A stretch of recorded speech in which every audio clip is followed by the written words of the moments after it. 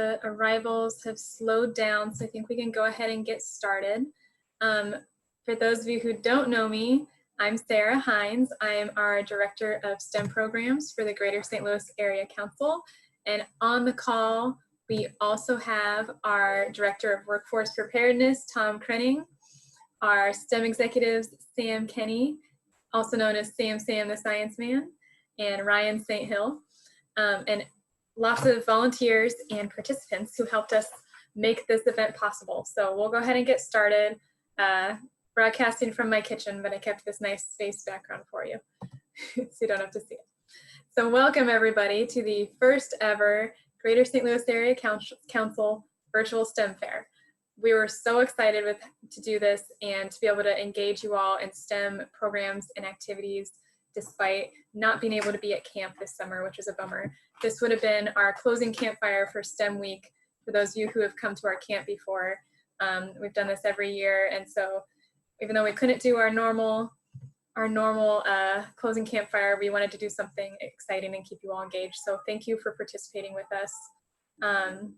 We want to give a big thank you to all the participants, all the scouts, and all your hard work, but also to your parents who helped you with your projects, to the Supernova mentors who have been helping you, to all the volunteers and judges who helped us make this possible. And then finally to our sponsors who we were able to offer this event for free because of these supporters who are helping us stay active with virtual programming this summer. So thank you to Bank of America and to Doherty Business Solutions. Also mentioned we've got a few judges who came from Doherty for this evening. Just so you all know, we had, let's see, 99 participants this year. So it's our first ever STEM fair. I was pretty happy with having 99 participants. I think that's awesome. We also had 27 judges, and our judges all came from STEM professions, so they're experienced and know what they're talking about. Many of them, like I said, came from Doherty, and we also had some from Boeing and Pfizer, several other companies. Our participants came from 25 different districts across 12 councils, which is a great part about all this virtual programming, is that we're not only reaching the St. Louis area, but scouts from all over the country and even as far as Puerto Rico. So if you're watching from Puerto Rico, welcome and thanks for joining us. So before we jump into announcing our big winners of the red and blue ribbons tonight, we want to start with some fun videos. We want to just make sure we're using every opportunity we can to learn more about STEM and to engage with our partners who can teach us really cool stuff. So we're going to hear from a couple engineers today, and as well as our partners at Perennial, who will talk about STEM in the arts. But first of all, we're going to hear from our very own Sam the Science Man. You may have seen him from our Facebook page doing these cool demonstrations and how-tos on the Scouting and STEM St. Louis area Facebook page. And here he has something special just for you guys, exclusive content. So we're going to get started with that. All right, thanks.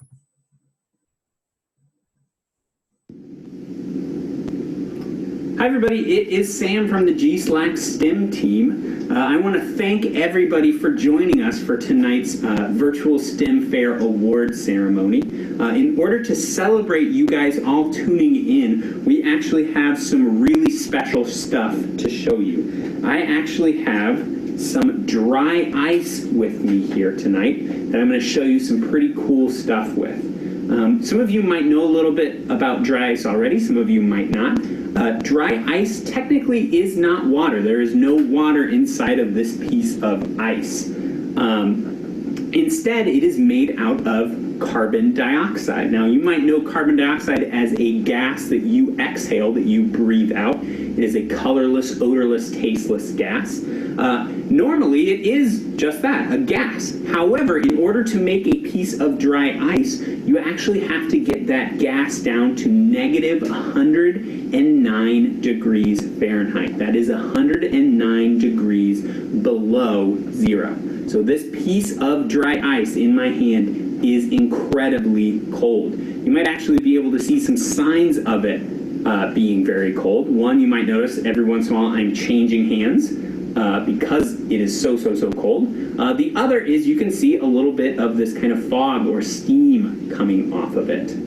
Now, another reason that this is called dry ice is because it does not melt. When it gets hotter, it does not turn from a solid to a liquid. Instead, it does something called sublimating, which means it goes from being a solid straight to a gas.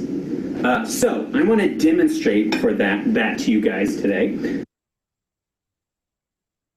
I have a whole bunch of pieces of dry ice in my container here. I'm going to use a squirt bottle filled with some warm water and just spray it right over the top of my dry ice. You can see when I spray it, it starts to sublimate quicker. It starts to make more of that gas. If I actually lift this up, you can see the gas stays inside of this container. That is because the carbon dioxide we are making is heavier than air. Because it is heavier than air, it is staying inside of this container. This does an excellent job of showing us that gas is actually a fluid, meaning it flows. You can see I can make waves inside this container. Not only can I make waves, but I can actually pour this carbon dioxide out of my container. Awesome. So, actually, to prove to you guys that our dry ice is sublimating and going from being a solid to a gas, we're going to put a couple pieces inside of our empty balloon here. This balloon was completely empty before we started. I'm going to add just a couple pieces of dry ice. I'm going to very quickly remove my glove to tie off the top of that container. Again, I'm wearing gloves because of how incredibly cold this dry ice is. Going to tie off my balloon, and then we will come back, check in on this in a few minutes later on in the presentation. Awesome. I'm going to go ahead and put my glove back on and show you some of the other cool properties of dry ice.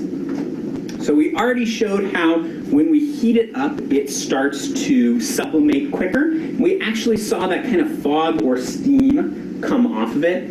We mentioned that carbon dioxide is actually a colorless gas, a clear gas. You can't actually see it. So what you're actually seeing when we spray the dry ice, that kind of steam or fog coming off it, is not carbon dioxide, not the stuff you're actually seeing. There's carbon dioxide with it, but what you're actually seeing is water vapor, which is gaseous water.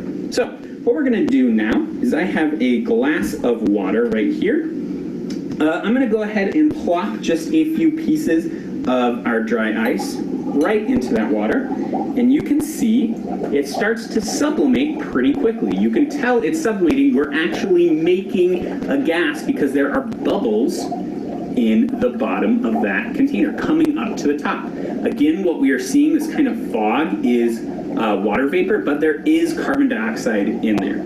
If you know something about carbon dioxide, you might know that it is actually used in fire extinguishers to put out fires. We can actually use this carbon dioxide we're making to put out a fire here tonight.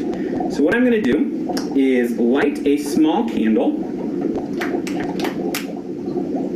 Remember not to try any of this that you're seeing at home. I'm going to light that candle, and I'm actually going to pour a little bit of this carbon dioxide that we are making into an empty cup. And then I'll show you, we pour this over our flame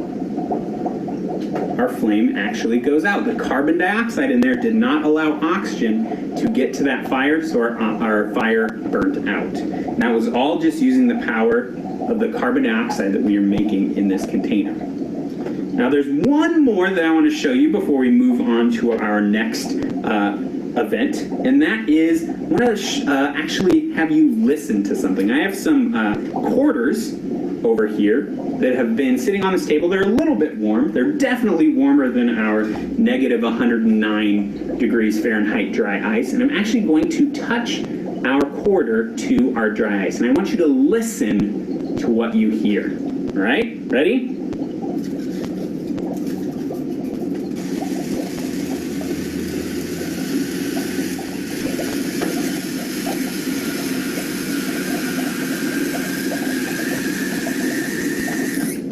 So you probably heard a little bit of a screeching sound. You can actually see on this piece of dry ice, we've almost kind of sawed a mark into this piece of dry ice. And what was happening there is that hot metal, that warm metal, when it touched that dry ice, got it to sublimate, turn into a gas much, much quicker. Well, as it was turning into that gas was coming off of that piece of dry ice. As it was coming off that piece of dry ice, it wiggled the quarter in my hand. It shook it back and forth. If you know anything about sound, you might know that sound is made by vibrations. By that coin vibrating back and forth as that gas escaped that dry ice, that is what made that squeaking, screeching sound. All right, I hope you enjoyed that. I will see you in just a little bit with some more dry ice demos.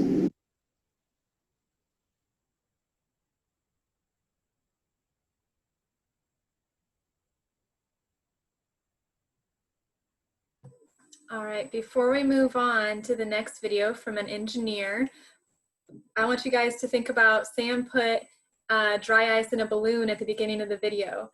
Think about what you think is going to happen to that balloon and let us know what your hypothesis is in the chat for me, okay? So while we're watching these next videos, put that in the chat. We'll hear from Sam again at the end, okay? All right, now we're going to hear from an engineer talking about how he got to where he is.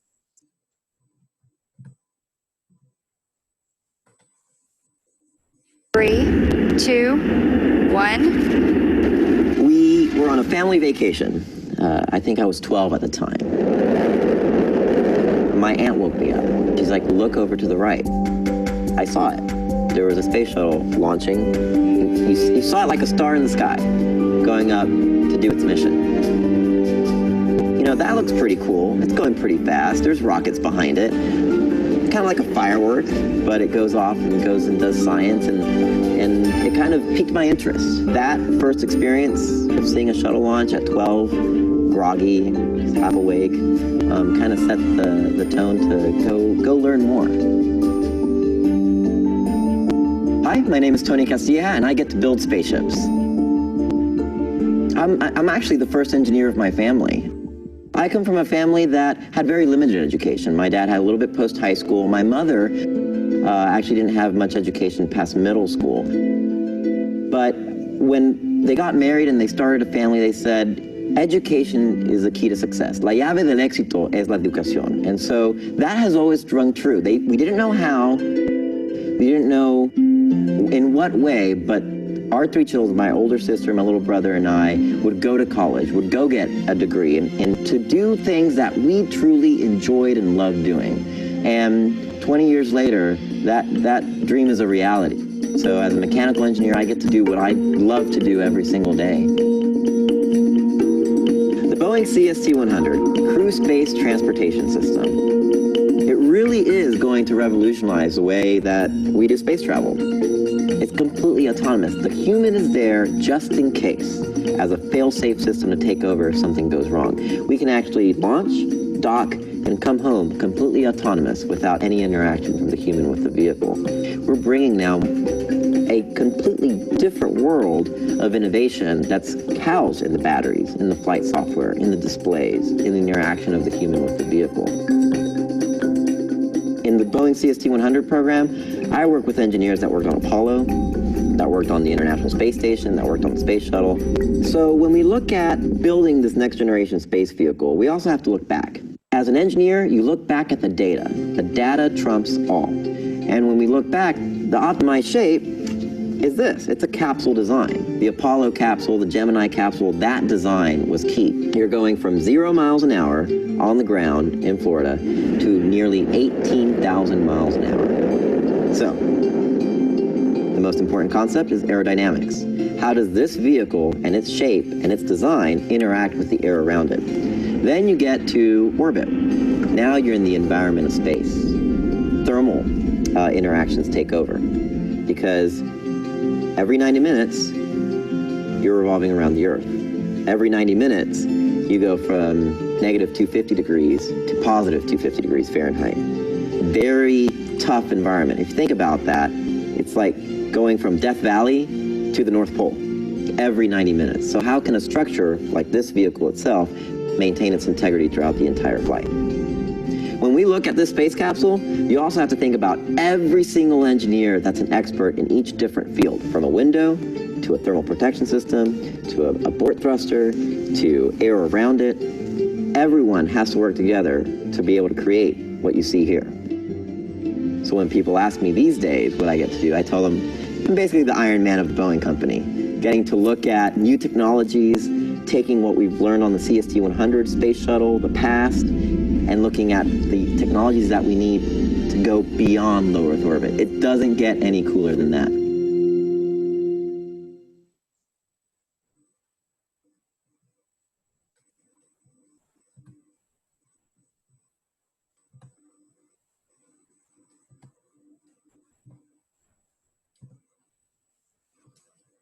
All right, now has anybody here, give me a little thumbs up on your reactions down there if anybody has been to one of the Scout workshops at Perennial.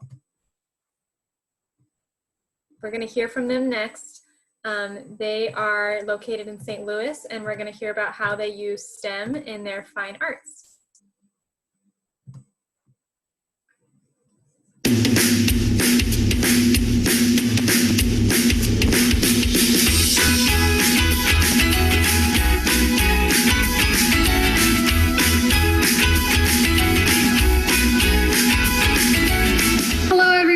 My name's Tara, and I'm the program director here at Perennial, and I'd love to take a minute to talk to you about what Perennial is, what we do, and how we incorporate the fields of science, technology, engineering, and mathematics into our classes and workshops that we offer. Perennial is a nonprofit located in St. Louis, Missouri, where we teach folks DIY skills with a focus on sustainability and creative reuse. We offer classes in woodworking and upholstery, sewing and fashion, home and garden, and textile and paper arts, and we also make and sell DIY kits and tools. 4 times a month, we open our studios for community workshop so that folks in our neighborhood and beyond can come in and use our tools and space to make their creative vision happen. Perennial has been partnering with Scouts BSA to bring merit badge workshops to the community, including a sculpture merit badge, textiles merit badge, and pulp and paper merit badge. The fields of science, technology, engineering, and math are deeply connected with the arts and the making process. In our textile classes and badge workshop, we use Perennial's educational dye garden to demonstrate biology and the natural world and how color can be extracted from plants. In our textiles merit badge workshop, we visited Perennial's educational dye garden behind our building to harvest some fresh marigolds. And Scouts were able to use those plants to extract dye from them to dye some fabric. In addition to dyeing with plants like Missouri black walnuts in our textiles merit badge workshop, Scouts also learned about the processes of developing things like yarn and fabrics and the technology required to spin fibers into yarn and then to produce those individual fibers into a piece of woven fabric. In learning about the human figure in our sculpture merit badge workshop, Scouts modeled clay to discover the mathematical proportions that are often present in human anatomy. These exercises deepen Scouts' understanding of humans' place in the natural world. As schools have continued to cut arts programs in favor of core curriculum, Perennial has understood that the arts are intrinsically tied to these subjects. Designing and building a project requires critical thinking skills that are necessary to solve complex engineering, science, and math problems. In our woodshop, we demonstrate how to safely use hand and power tools to build objects big and small. If you've heard the old adage, measure twice, cut once, it's clear that math is a huge part of the making process when it comes to woodworking. These hands-on activities also help to develop a child's hand-eye coordination and fine motor skills, which are essential in technology fields like robotics. New technologies require ingenuity and design, skills that are developed through creative expression. Every object we encounter in our everyday lives has been designed, so it is difficult to deny that the arts are irrelevant. Since Perennial is all about sustainability. We are committed to lessening our footprint on the natural world, and we teach folks to do the same in their art making. Common materials can be reused and upcycled into something cherished and treasured. Thank you for taking the time to learn about Perennial, and hopefully we'll be able to see you at an in-person or virtual workshop here soon.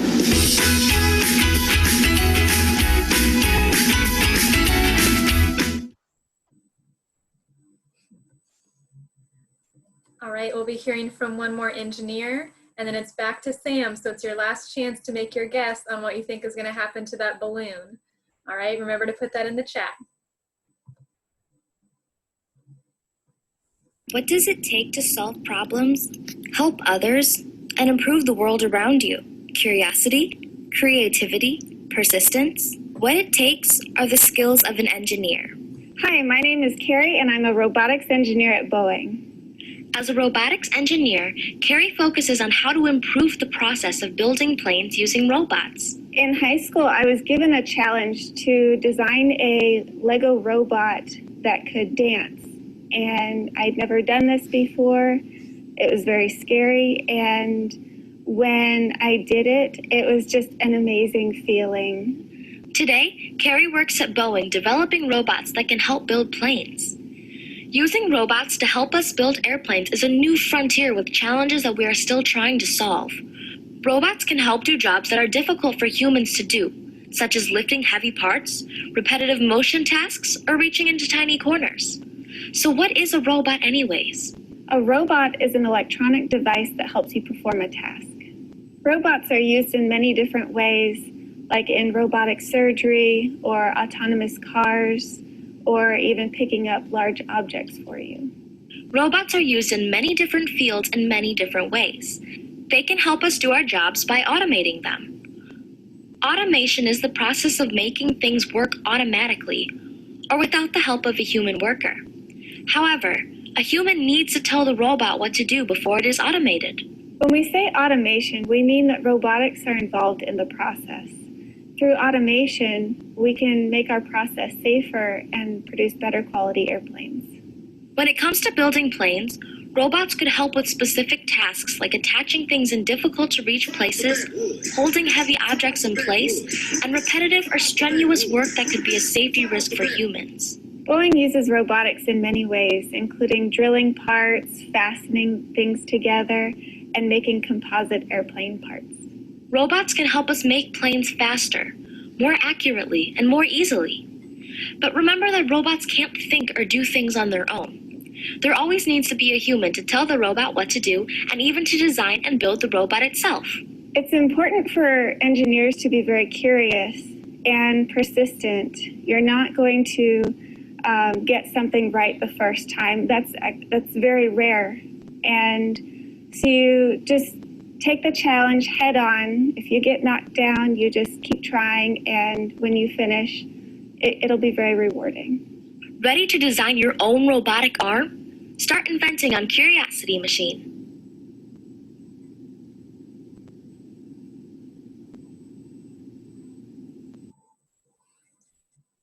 All right, back to you, Sam. Let's find out what's going to happen.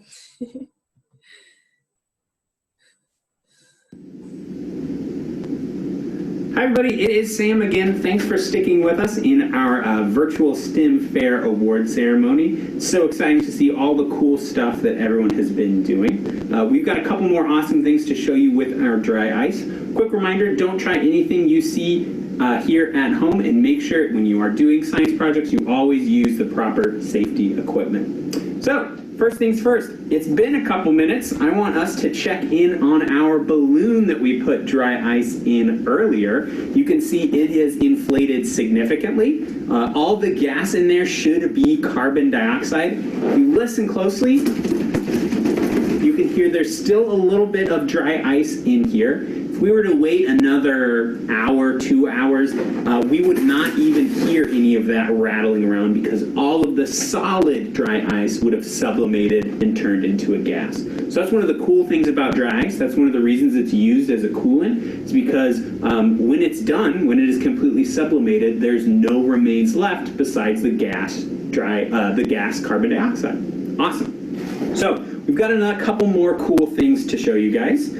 First things first, I want to show you how we can trap some of that carbon dioxide gas that we make using some fun activities. So I've got a graduated cylinder here with some warm water inside. I'm going to go ahead and grab a couple pieces of dry ice and drop them into our graduated cylinder. Get our dry ice sublimating. Again, we can see that fog in there.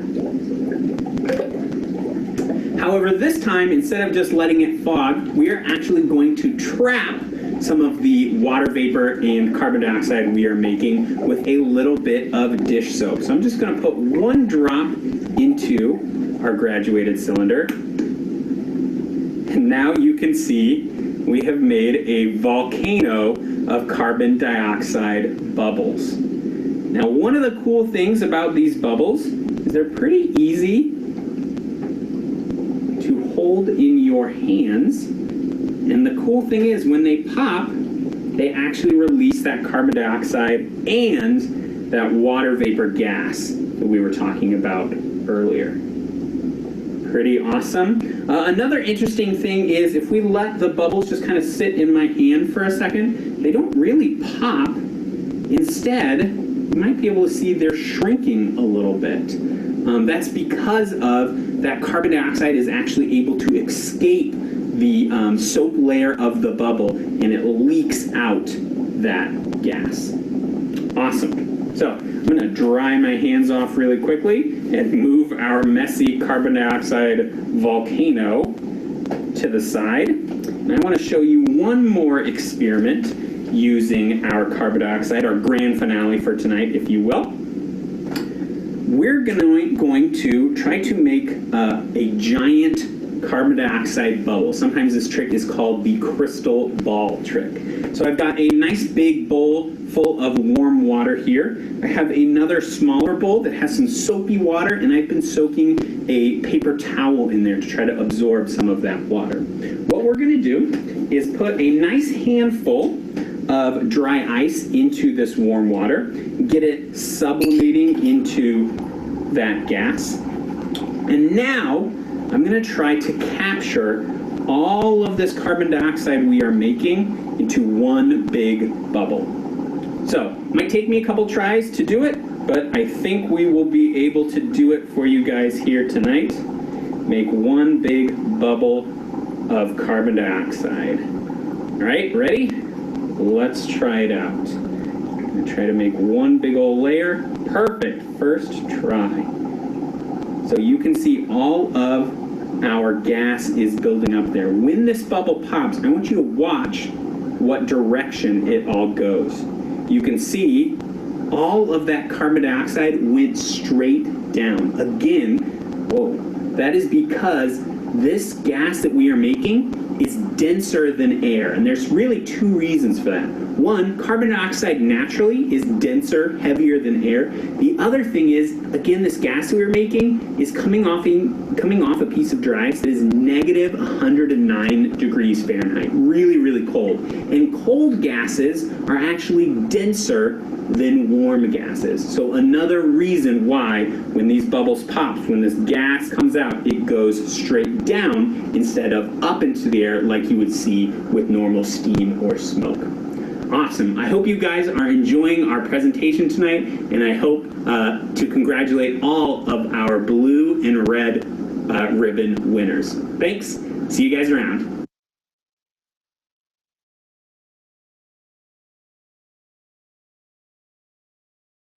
All right, thanks, Sam. Quick quiz in the chat. Let us know, why does the gas, the carbon dioxide, go down instead of up? Let us know what you think the answer is in the chat, and we're going to move on while you all do that. So next we're going to be going toward announcing our red and blue ribbon winners. So we just want to say, first of all, of course, we're all winners. And that just means that everybody here worked hard, learned something new, I hope, and did an awesome experiment. We were so impressed with the creativity and ingenuity of all these projects, and it was really awesome to see so many participants in our first ever fair. We judged this using a standard rubric. The judges were all STEM professionals, and you had at least 2 looking at your project, and we averaged the scores that the judges gave you. We're giving blue ribbons to the top 10 scored projects, and the next 10 will get red ribbons. On the topic of ribbons, we're going to let you know in the follow-up email about how to get your patches, and every participant will get a patch. The red and blue ribbon winners will also get an attachment that'll go around their patch and make it look like a little ribbon. So it'll be cute, and we'll get it to you as soon as we can. Processing is a little bit difficult during these circumstances, but we'll be following up with you via email on that. So let's go ahead and get started with our announcements. And as we do this, just go ahead and give those little clappy hands and thumbs up to all of your friends as you see their names announced. All right, we have Eris and John J. from Pack 707 and 787. These are the red ribbon winners. Good job, guys. And just so you know, these are not in any particular order. We have all 10 red in alphabetical and all 10 blue in alphabetical. All right. We have Fabian L. from Crew 2072. Good job, Fabian. We have Chris L. from Pack 3357. Great job, Chris. Cooper and Tate M. and Sawyer O. from Troop 8103. Side note, I love to see all the sibling groups this time working together. We had a lot of siblings. It's really awesome. Andrew M. from Pack 8030. Good job, Andrew.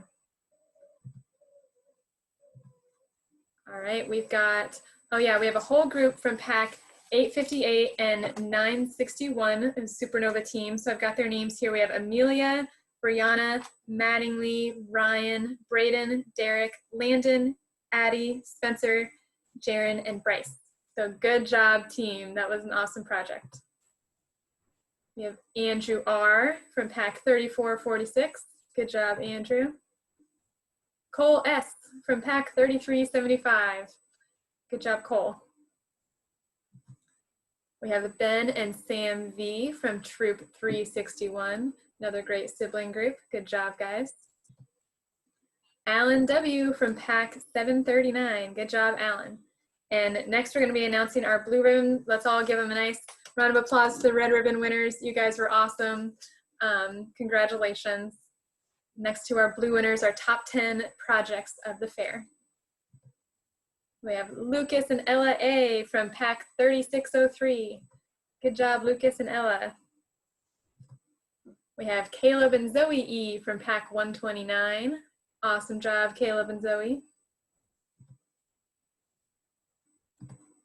Dominic J. Pack 8323. Way to go, Dominic. And then I think these siblings did separate projects. We have Logan J. from Pack 8323. Great job, Logan. Andrew K. Awesome job, Troop 777. Top blue score. All right, Tim M. from Pack 8043. You're a top 10 score also. Good job. We have Rowan and Kirda W. Rowan P. Kirda W. from Troop 19. Great job, guys. Logan S. from Troop 12. Good job. Melissa W. from Troop 7156. Way to go, Melissa.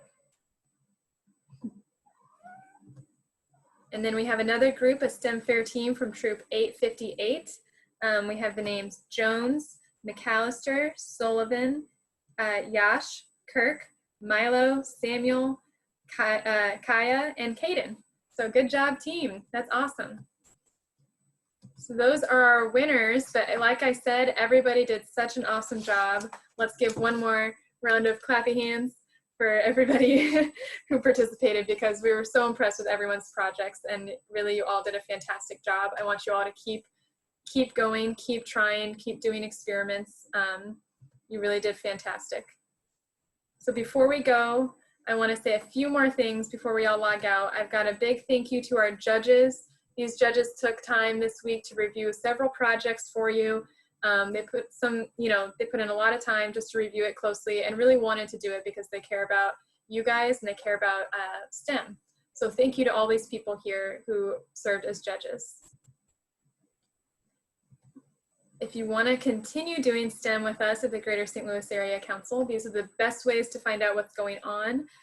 We always announce our upcoming events and activities on our Facebook page and Instagram. So take note of these pages so that you can stay in touch and stay participating. We have some upcoming events this fall. There may be additional ones announced on that Facebook page, so pay attention there. But we for sure have these events coming up. If you did this fair as part of your Supernova project, we're going to have our Einstein dinner that honors any scouts in our council who earned a Supernova this year on November 20th. I want to double check that date actually, but tentatively on that date. And then our STEM universities, we have at SIUE, UMSL, SEMO, and SIU Carbondale.